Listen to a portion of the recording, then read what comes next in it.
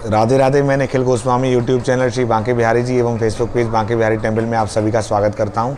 हम पुरुषोत्तम मास के पावन अवसर पर सभी मासों में उत्तम पुरुषोत्तम मास के महात्म की संपूर्ण कथा के अंतर्गत हमने अभी तक 27 अध्याय का श्रवण कर लिया है। आज हम 28वें अध्याय का श्रवण करेंगे और उससे पहले प्रतिदिन की भांति बांके बिहारी जी का ध्यान करते हैं, क्योंकि हम उन्हीं के मंदिर में कथा सुन रहे हैं, बांके बिहारी जी के सामने, और स्वामी श्री हरिदास जी महाराज के चरणों में बैठ के कथा का श्रवण कर रहे हैं। तो उससे कथा का तो पुण्य फल मिल ही रहा है, साथ में जिस स्थान पर बैठकर हम कथा कर रहे हैं उस स्थान की महत्वता के कारण पुण्य फल कई गुना और बढ़ जाता है। तो बोलिए श्री बांके बिहारी लाल की जय, स्वामी श्री हरिदास जी महाराज की जय। जय जय श्री राधे। नमः कुंज विहारिणे, नमः कुंज विहारिणे, स्वामी श्री हरिदासाय गुरुनाम गुरुवे नमः। सब द्वारन को छोड़ के आयो तेरे द्वार, हे वृषभान की लाडली सबकी ओर निहार। कि राधा मेरी स्वामिनी, मैं राधे जू को दास, जन्म जन्म मोहे दीजियो श्री वृंदावन को वास। वृंदावन सो वन नहीं, नंद गाँव सो गाँव, बंसी बट सो बट नहीं, कृष्ण नाम सो नाम। कि वृंदावन के वृक्ष को मरम न जाने कोई, डाल डाले और पात पात श्री राधे राधे होय। वृंदावन बानिक बनो, भ्रमर करें गुंजार, दुल्हन प्यारी राधिका दूल्हे नंद कुमार। धन वृंदावन धाम है, धन वृंदावन नाम, धन वृंदावन रसिक जो सुमिरे श्यामा श्याम। ब्रज 84 कोस में 4 गाम निज धाम, वृंदावने और मधुपुरी बरसाना नंद गाम। बोलिए श्री बांके बिहारी लाल की जय। जय जय श्री राधे। 28वां अध्याय।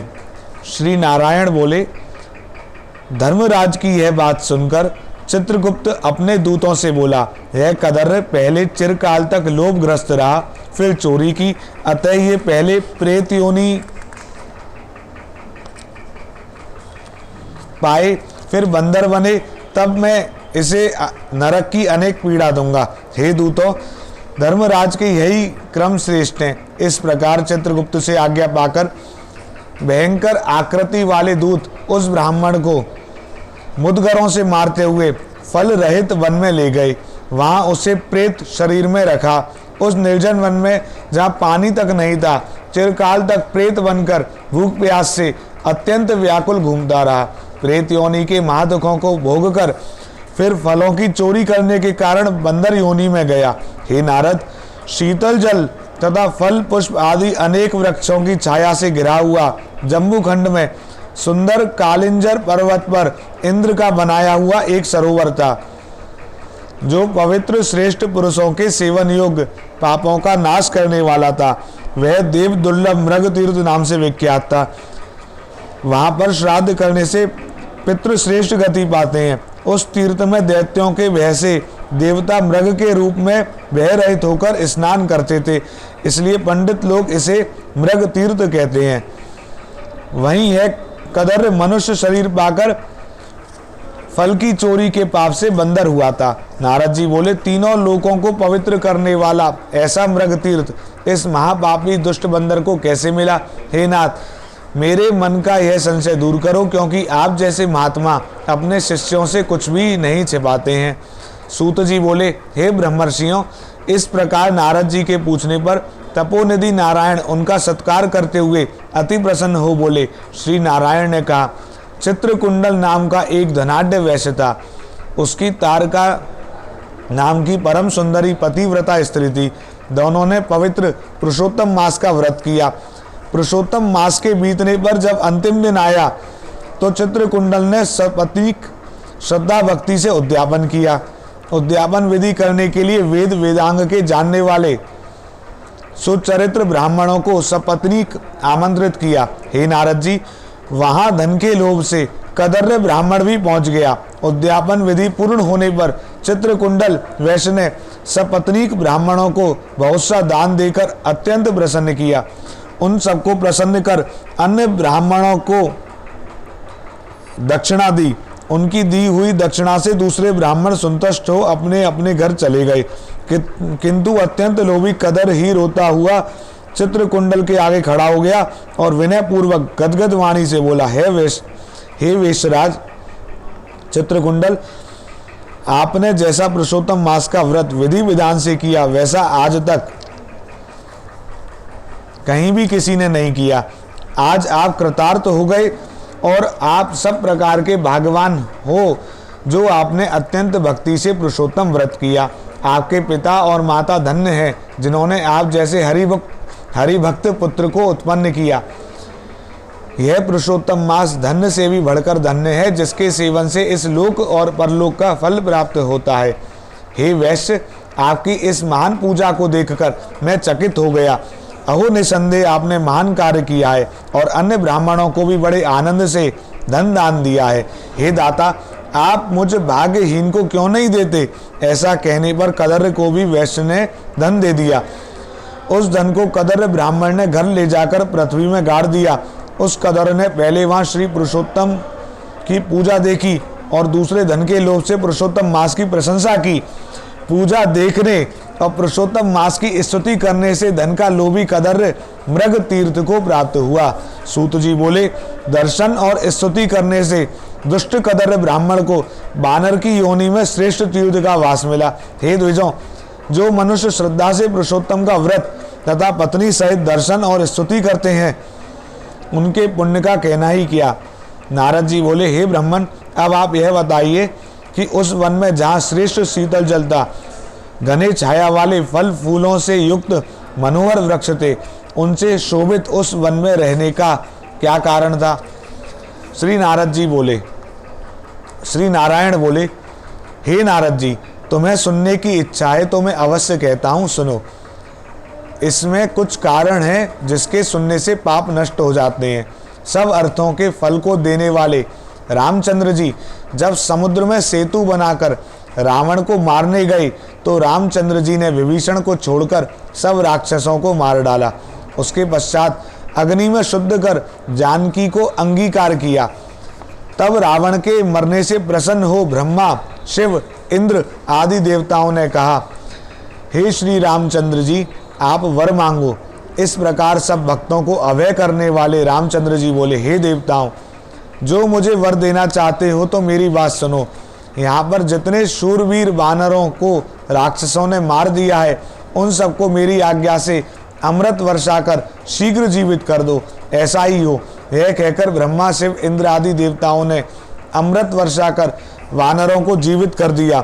सब वानर जीवित हो जय घोष करते हुए रामचंद्र जी के सामने आने लगे, मानो बहुत देर बाद सोकर उठे हों। तब सीता सहित रामचंद्र जी प्रसन्न हो विमान में बैठकर चारों ओर खड़े हुए वानरों से बोले, हे सुग्रीव, हनुमान, अंगद और जामवान, तुम सबने वानरों के साथ अपने मित्र का सब कार्य पूरा किया है। अब तुम लोग सब वानरों को आज्ञा दे दो ताकि ये सभी वानर यहाँ से अपनी अपनी इच्छानुसार यथेष्ट स्थान को चले जाएं। ये मेरे दीर्घजीवी वानर जिन जिन वनों में रहेंगे वहाँ के वृक्ष फल और फूलों से लदे रहेंगे। वहाँ मीठे जल वाली नदी और शीतल सुंदर सरोवर भी होंगे। तुम सब मेरी आज्ञा से लौट जाओ, तुमको कहीं भी कोई नहीं रोकेगा। अतः राम जी के प्रभाव से जहाँ जहाँ वानर रहते वहाँ के वन में मीठे जल वाली नदी, सुंदर जल वाले सरोवर और पुष्प तथा फूलों से युक्त पत्तों वाले महावृक्ष होते थे। परंतु पूर्व जन्म के कर्म अनुसार सब दुख तो जहाँ प्राणी जाकर रहता है वहाँ भी उसके पीछे लगे रहते हैं, क्योंकि बिना भोगे हुए कर्मों का नाश नहीं होता है। श्री नारायण बोले, वह कदर ब्राह्मण वानर योनि पाकर पर्वत तुल्य बढ़ गया और भूख प्यास से व्याकुल वन में घूमने लगा। उसके मुख में जन्म से पित्त के प्रकोप से घाव हो गया और उस घाव से खून पानी बहता रहता था, जिसकी पीड़ा के कारण वह कुछ खा भी नहीं पा सकता था। चंचलतावश वृक्षों से श्रेष्ठ फलों को तोड़कर वह मुख के पास ले जाकर फेंक देता था। उसमें पीड़ा के कारण किसी जगह ठहरने की सामर्थ्य नहीं थी। एक वृक्ष से दूसरे वृक्ष पर जाता और सोचता कि मेरी मृत्यु हो जाए तो अच्छा है। एक समय वह वृक्ष से पृथ्वी पर गिर पड़ा और अत्यंत दुखी हो विलाप करने लगा। अंग भंग हो जाने पर ऐसे तड़पता था जैसे जल के बिना मछली। इस प्रकार भूखा प्यासा गिरता पड़ता तड़पता रहा। उसके घाव से पीड़ित होने से सब दांत भी टूटकर गिर गए। पूर्व जन्म में किए पापों के कारण उसे अनेक दुख भोगने पड़े। इस प्रकार नित्य निराहार रहते हुए देवयोग से पुरुषोत्तम मास आया। इस मास में भी वह उसी प्रकार शीत और वायु आदि से पीड़ित रहा। एक बार कृष्ण पक्ष में घने वन में घूमता हुआ प्यासा होने पर भी कुंड के निकट पहुंचकर पानी ना पी सका। भूखा होने पर भी चपलता से वृक्ष पर चढ़ गया। एक वृक्ष से दूसरे वृक्ष पर आते समय वह सरोवर के किनारे फिर गिर गया। बहुत दिनों का निराहारी होने से दुर्बल व जर्जर शरीर होने से शिथिल हो गया था। इस प्रकार पुरुषोत्तम मास की आखिरी दशमी से 4 दिन तक उस वानर को कुंड के किनारे लुढ़कते हुए बीत गए। 5वें दिन दोपहर को उस तीर्थ कुंड में तड़पते हुए गिर जाने से व जल के स्नान मात्र से उस वानर ने प्राण छोड़ दिए। कुंड में शरीर त्यागने पर पाप रहित हो जाने से उसने तत्काल सुंदर आभूषणों से सुशोभित हो दिव्य शरीर धारण किया, जो नील कमल के समान श्याम वर्ण, करोड़ों कामदेव के समान सुंदर, चमकते हुए रत्नों का मुकुट, सुंदर मकराकृत कुंडल पहने, पवित्र पीतांबर कटी में रत्न जटित मेखला, बाजूबंद, कंकण, अंगूठी और हार से शोभित तथा नीले टेढ़े चिकने वालों से शोभित हुआ। उसी समय वहां एक वैष्णव विमान आया, जिसमें मृदंग, नगाड़ा, वेणु, वीणा आदि बज रहे थे। अप्सराएं नाच रही थीं, गंधर्व और किन्नर गा रहे थे। इस प्रकार दिव्य शरीरधारी वह महाभाग वानर उस दिव्य विमान को देखकर अत्यंत आश्चर्य में पड़ गया और बोला, मुझ जैसे महापापी को यह विमान का सुख कैसे? यह तो अत्यंत पुण्यवान लोगों के लिए योग्य है। उसके पश्चात चंद्रमा के समान कांतिवान एक अप्सरा उसके ऊपर छत्र लगाकर खड़ी हो गई। 2 अप्सराएं बड़े आनंद से दोनों ओर चवर ढुराने लगी। कोई हाथ में पान लेकर खड़ी हो गई, कोई गंगा जल से भरी सोने की झारी हाथ में लेकर खड़ी हो गई। कुछ हाथ में दिए उसके सामने गाने बजाने लगी। ऐसा ऐश्वर्य देखकर वह चित्र लिखित सा हो गया। मुझ दुष्ट बुद्धि पापी के लिए यह सब क्या है? मैंने तो कुछ भी सुकृत नहीं की है जो मैं हरि भगवान के लोक को पा सकूं। श्री नारायण बोले, ऐसा सोचते सोचते वह देवलोक से आए। उस दिव्य विमान को देखकर आश्चर्य में पड़ गया। तब हरि के पार्षद उस बंदर योनिधारी शरीर को छोड़कर कदर ब्राह्मण के मन की बात समझकर नम्रता पूर्वक उसके चरणों में नमस्कार कर हाथ जोड़कर आगे खड़े हो सुंदर वचन बोले। ये 28वां अध्याय समाप्त हो गया है। अब 29वें अध्याय में वो उसको बताएंगे कि ऐसा किस प्रभाव से हुआ, पुरुषोत्तम मास का कैसा प्रभाव है। जाने अनजाने में जैसे भी पुण्य कर्म हो जाते हैं,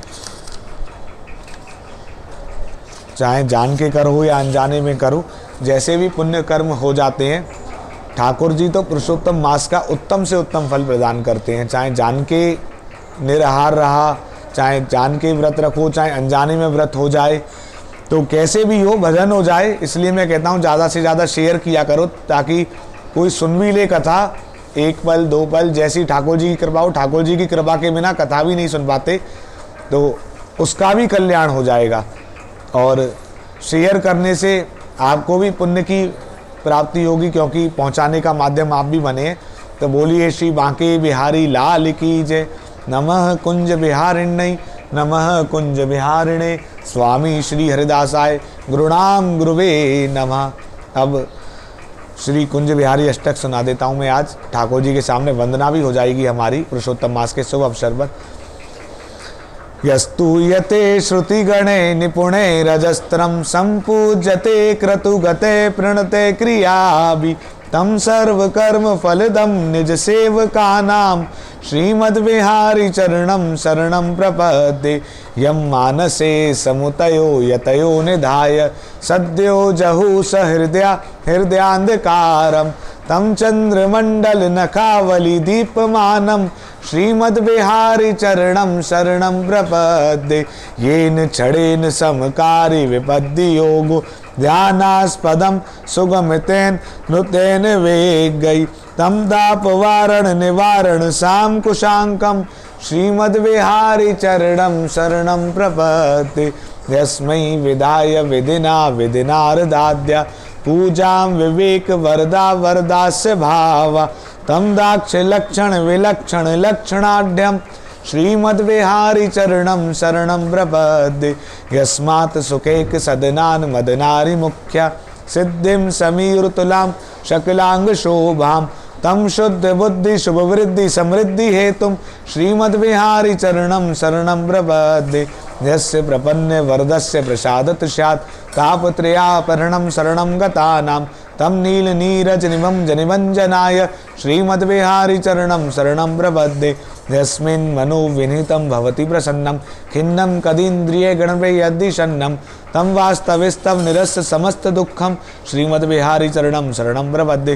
हे कृष्ण पाद शमिताति विषाद भक्ता वांछा प्रदामरमहिरूपं च सात् संसार सागर समुत्रणे वैत्र हे चिन्ह चित्रित्र चरित्र नमो नमस्ते। बांके बिहारी लाल जी की कृपा आप सभी पर सदैव बरसती रहे, ऐसी मैं प्रार्थना करता हूँ। बोलिए श्री बांके बिहारी लाल की जय। स्वामी श्री हरिदास जी महाराज की जय। जय जय श्री राधे। अंत में एक ही प्रार्थना, विसरियो ना विसारियो यही दान मोहे दीजियो श्री हरिदास के लाडले मोहे अपनी कर ले जियो। कुंज बिहारी श्री हरिदास।